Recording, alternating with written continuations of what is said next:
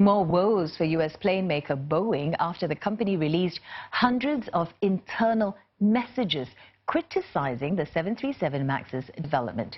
That's the same aircraft model that has been grounded since March following two fatal crashes which killed 346 people.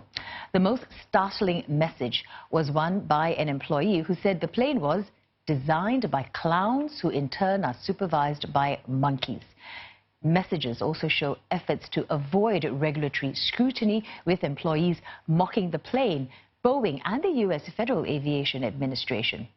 In another conversation dated February last year, that's when the plane was still flying, and in a wake of the Lion Air crash in Indonesia, employees admitted that they would not risk their lives or their families' lives to be on these planes. The disclosure is a huge blow for Boeing, which is trying to deal with claims about an issue with the 737 MAX's anti-stall system. One of the employees even admitted to a cover-up in reference to a deal with the FAA, writing, quote, "I still haven't been forgiven by God," end quote.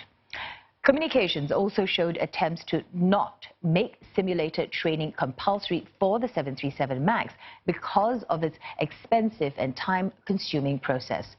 Boeing had previously tried to avoid that, but made a U-turn just days ago, recommending pilots to undergo simulator training before flying the plane again. Now, as for Boeing, they said the messages, quote, "do not reflect the company we are and need to be, and they are completely unacceptable." The disclosure was an effort by Boeing to be transparent with the FAA at the order of U.S. lawmakers. But it has prompted more outrage, with one lawmaker calling it a coordinated effort by Boeing dating back to the earliest days of the 737 MAX program. And this puts more pressure on the now Boeing chief, David Calhoun, to overhaul the company's culture when he takes over on Monday.